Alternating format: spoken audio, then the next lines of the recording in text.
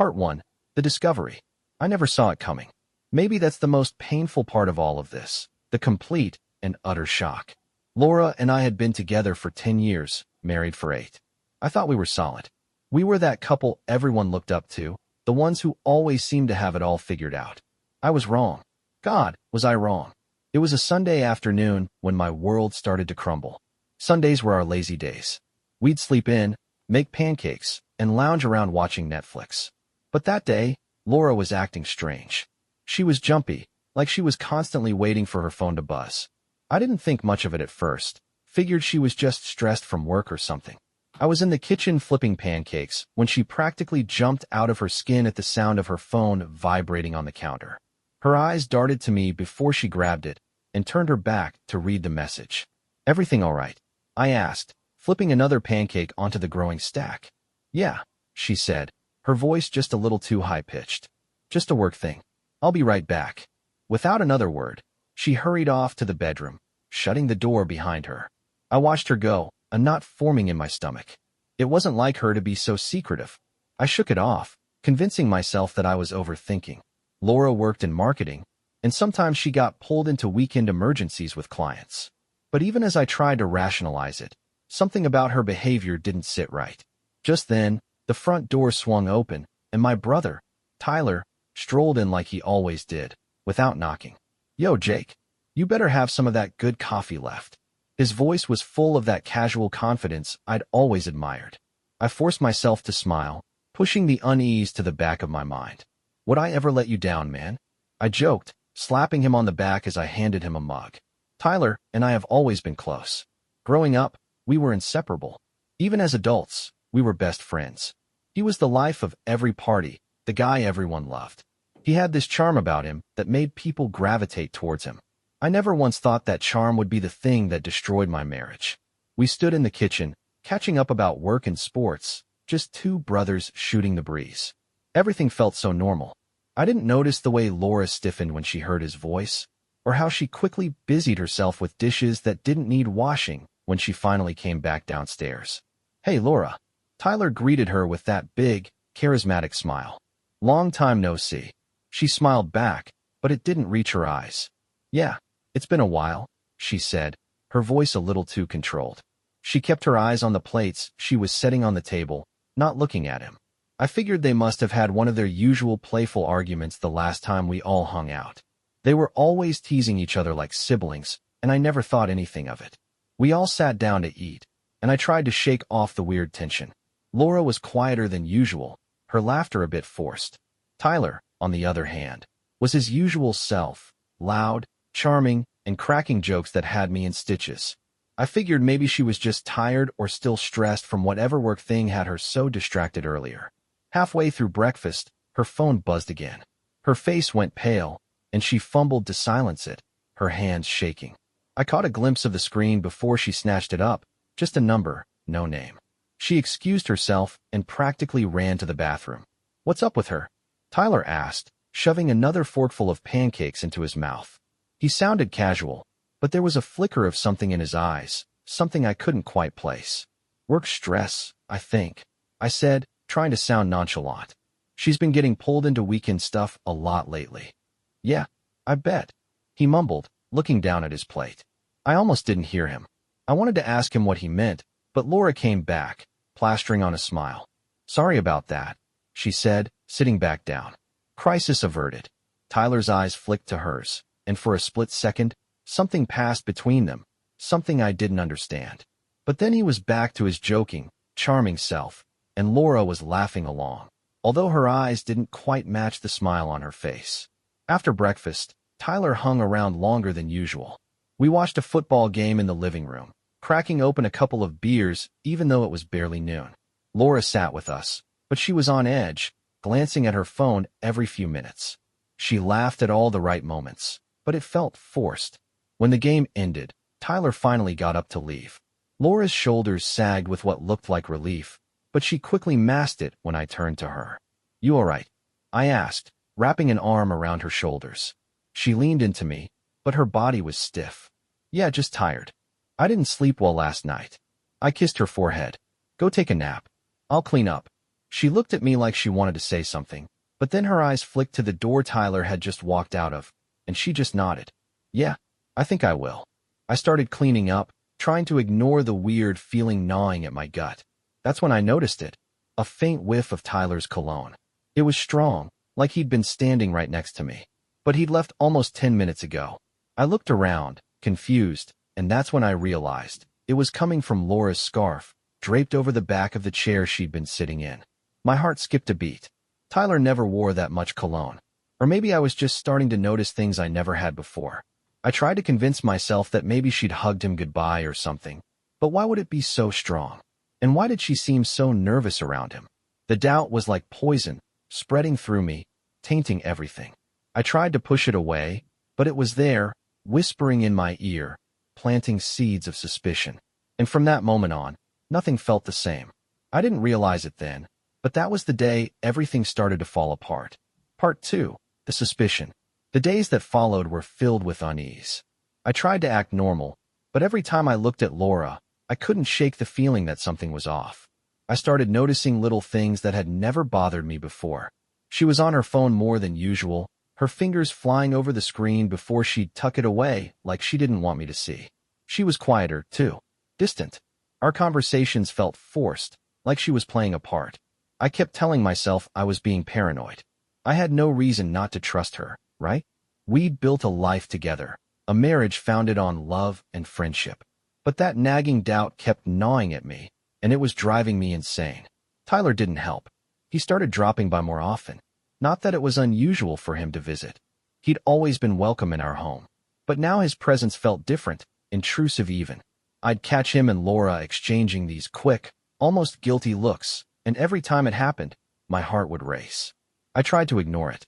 I told myself it was in my head, that I was imagining things. But the more I tried to brush it off, the more it consumed me. I found myself watching them closely, looking for signs, anything to prove that my suspicions were just paranoia. But all I found were more reasons to doubt. It was subtle stuff.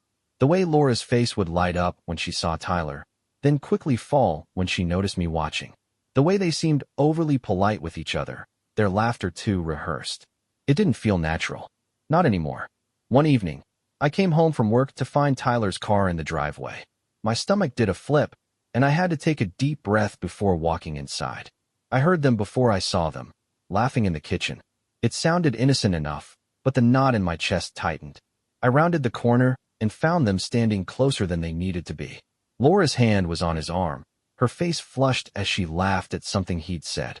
They pulled apart when they saw me, and Laura's smile faded. "Hey, babe," she said, her voice a little too cheerful. "Tyler just stopped by to borrow a tool." "Yeah, needed to fix a leak under my sink," Tyler added, flashing me that same carefree grin. It felt fake. Or maybe I just couldn't see him the same way anymore. I forced a smile, pretending like everything was fine. "No problem. Everything all right?"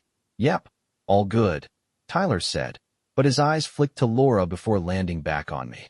It was so quick, I almost missed it. But I didn't. I saw the way her face turned red, how she suddenly couldn't meet my eyes. I wanted to scream, to demand answers, but I swallowed the words. If I was wrong, if this was all just my imagination, I'd look crazy. I needed proof.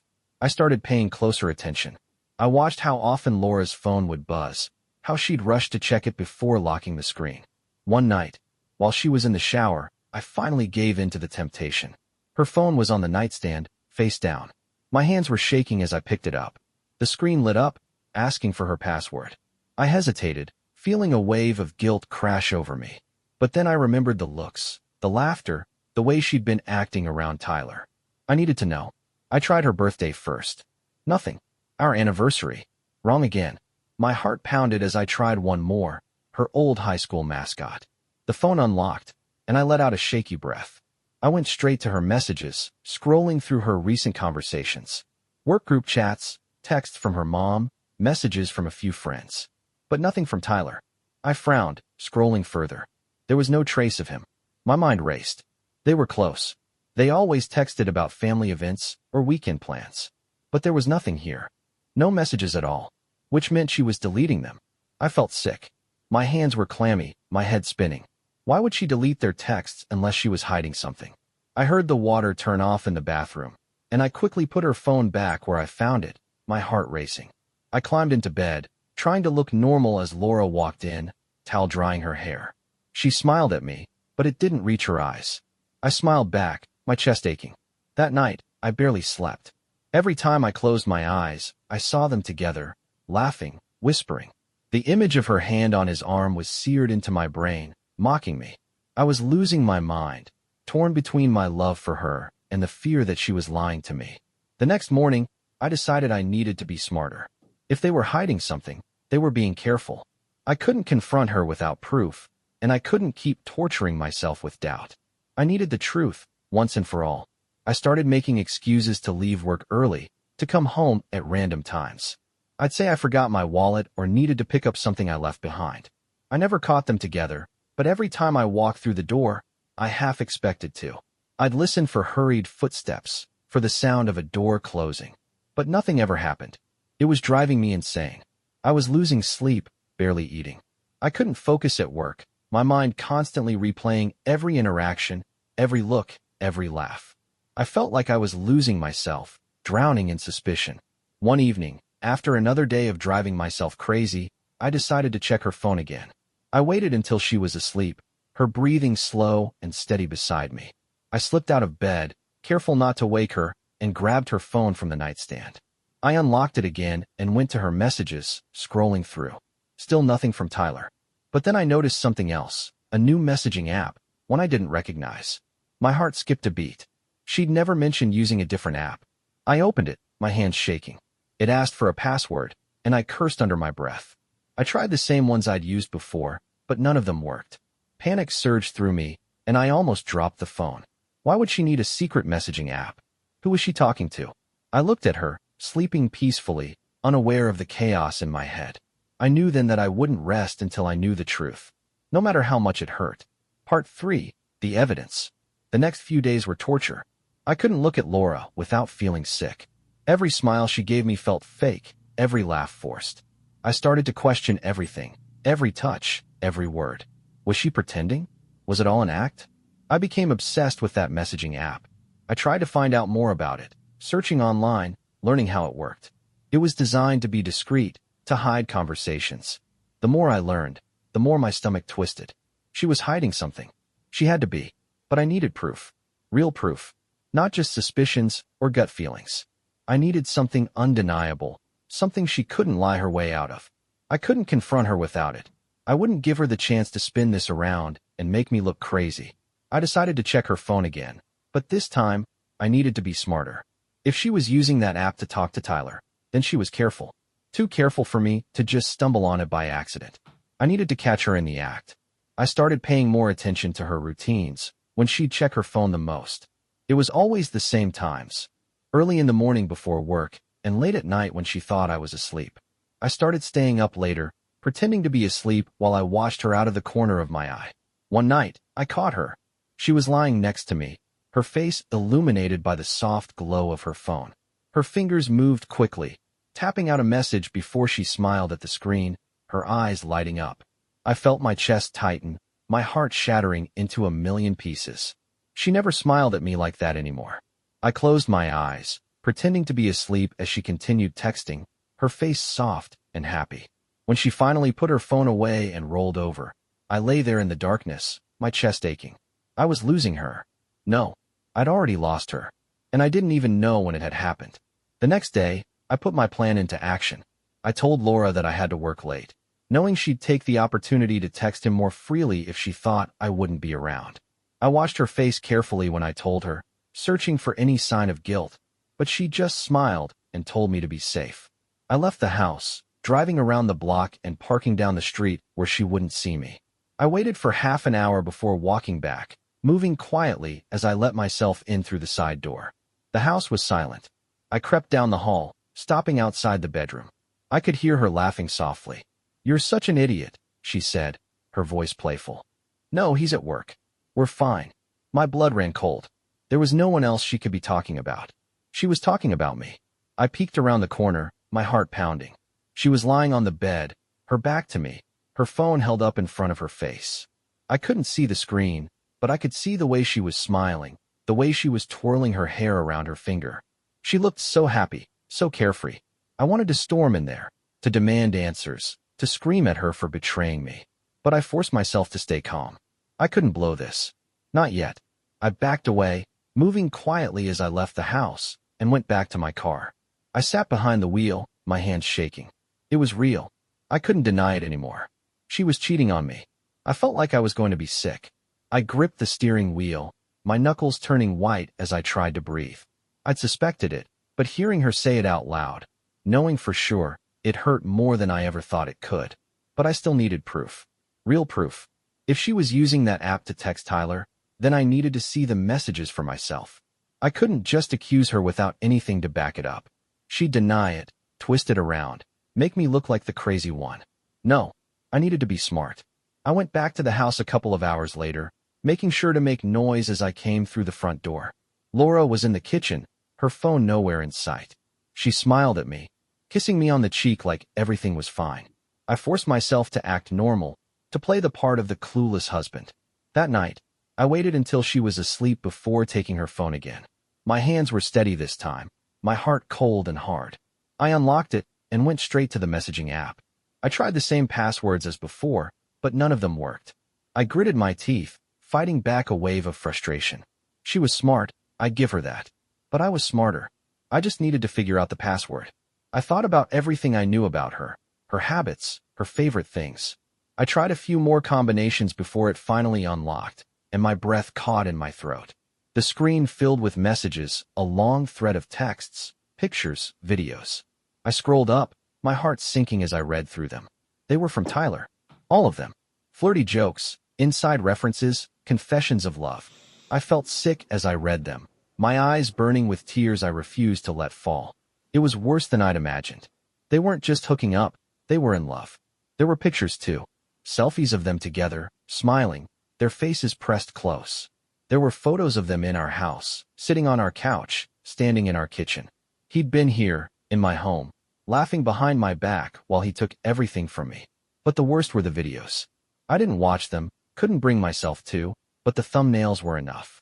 Laura, laughing, looking into the camera with that same happy smile I hadn't seen in months. Tyler's arm around her, his face pressed to her neck. I put the phone back and sat on the edge of the bed, my head in my hands.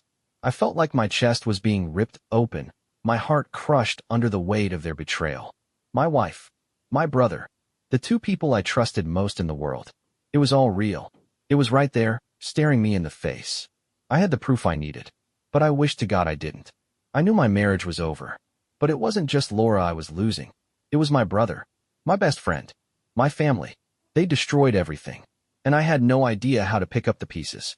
Part 4, the confrontation. I spent the next few days in a haze, going through the motions while my mind spiraled. I was drowning in anger and heartbreak, struggling to keep myself together. I couldn't look at Laura without seeing those messages, those pictures of her with Tyler. The sound of her laughter made me sick. I wanted to scream at her, to confront her, to demand an explanation. But every time I opened my mouth, the words died in my throat. I felt like a coward, too afraid to face the truth even though I had all the proof I needed. I avoided Tyler. I ignored his calls, his texts, even his visits.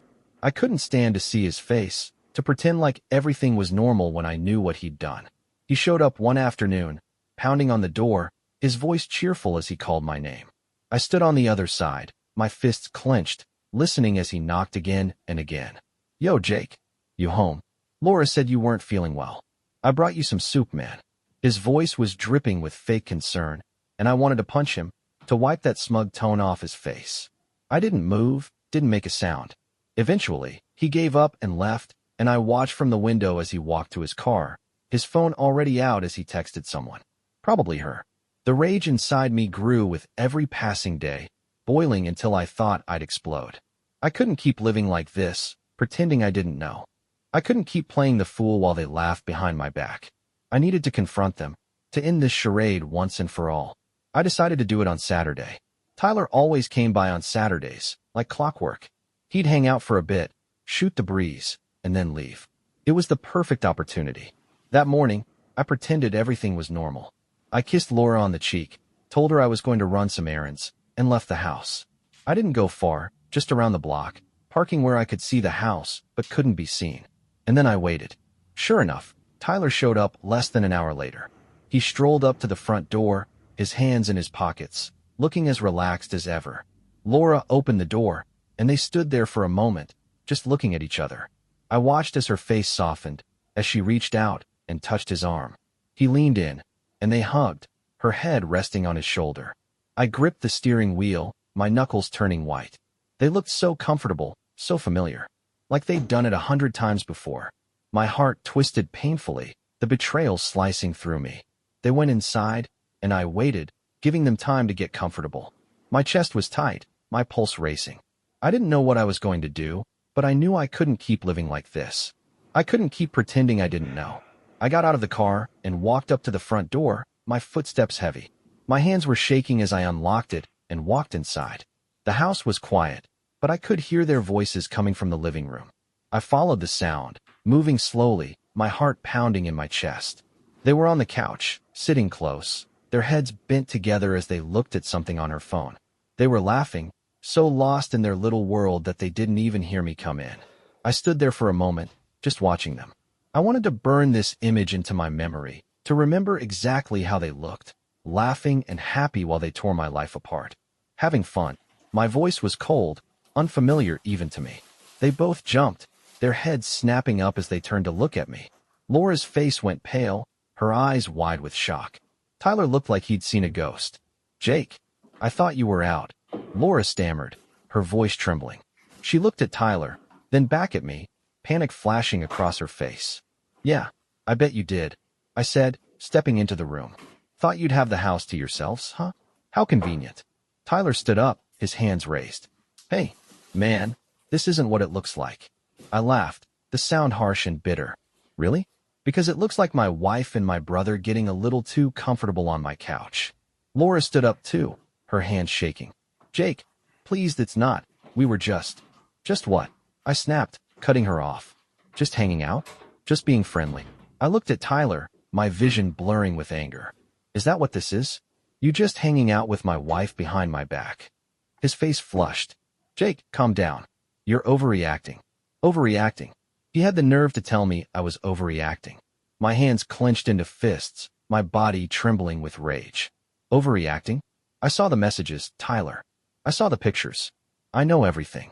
Laura gasped, her face crumpling. She looked at Tyler, her eyes pleading, but he couldn't meet her gaze. His shoulders sagged, his face going pale. I looked at them, my heart breaking all over again. How could you do this to me? Both of you? You were my brother, Tyler. I trusted you. I trusted both of you. I didn't mean for it to happen, Laura whispered, her eyes filling with tears. It just did. It just did. I repeated, my voice cracking. You accidentally fell into his arms? You accidentally betrayed me. I looked at Tyler, my voice shaking. How long? Tyler looked at the floor, his face twisted with guilt. Almost a year. A year. They'd been lying to me for almost a year. I felt like I'd been punched in the gut. I couldn't breathe, couldn't think. Everything I thought I knew was a lie. I backed away, my body numb. I can't do this. I turned and walked out, ignoring their shouts, their pleas for me to stop. I didn't look back. I couldn't. I got in my car and drove, my vision blurred with tears. I didn't know where I was going. I just knew I couldn't be there anymore. I couldn't be near them.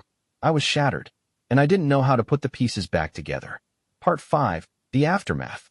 I drove for hours, the world blurring past me as I tried to escape the pain clawing at my chest. It felt like I was suffocating, like the air was too heavy to breathe. My brother, my wife, the two people I loved most in the world.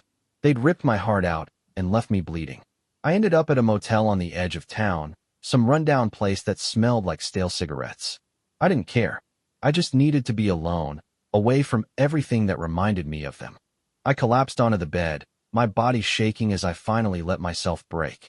I don't know how long I stayed there, curled up in the darkness. Hours, maybe days. I didn't eat. I barely slept. I just lay there, staring at the ceiling, replaying every memory, every moment I thought was real. It was like my whole life had been a lie. I didn't know who I was anymore. My phone buzzed constantly, messages from Laura, from Tyler, from my parents. They were all worried, asking where I was, begging me to come home. I turned my phone off and threw it across the room. I couldn't deal with it. I couldn't deal with any of them. But the silence was worse. It was crushing, suffocating. I couldn't escape my own thoughts, my own memories. I kept seeing them together, laughing, touching, sharing secrets that were never meant for me. I kept hearing their voices, the lies they'd told, the promises they'd broken. I felt like I was losing my mind. I didn't know how to make it stop. I just wanted it all to stop. Eventually, the anger took over. It burned through the pain, filling me with rage so hot I thought it would consume me. How could they do this to me? How could they betray me like that? My own brother, my own wife. They were supposed to be my family. They were supposed to love me. I punched the wall, my fist going straight through the cheap plaster. The pain felt good, grounding me, giving me something real to hold on to. I punched it again and again, until my knuckles were bloody and raw, until I couldn't feel anything anymore. I was broken. They'd broken me, and I didn't know how to put myself back together. I finally went home after 3 days. I didn't want to, but I didn't have a choice. I needed clothes, my wallet, my things. I needed to figure out what the hell I was going to do next. The house was empty when I got there. It felt hollow, cold, like a stranger's home. I walked through the rooms, staring at the life I used to have. The pictures on the walls, the furniture we'd picked out together. It felt like a mockery, like the ghosts of our past were laughing at me. I went to the bedroom last, bracing myself before I opened the door. It was exactly as I'd left it, the bed unmade, her clothes scattered across the chair. I could still smell her perfume, faint and haunting. I felt my chest tighten, the pain surging back. I started packing, moving on autopilot as I shoved my clothes into a duffel bag. I grabbed everything I could think of, my hands shaking as I threw my life into a bag. I couldn't stay here. I couldn't live in this house, surrounded by memories of her, of them. I heard the front door open, her voice calling my name. My heart stopped, panic flooding through me. I didn't want to see her. I couldn't see her. I tried to leave before she saw me, but she was too quick. She was standing in the hallway, her face pale and drawn. Her eyes were red, swollen from crying. I hated her. I hated how broken she looked, how vulnerable.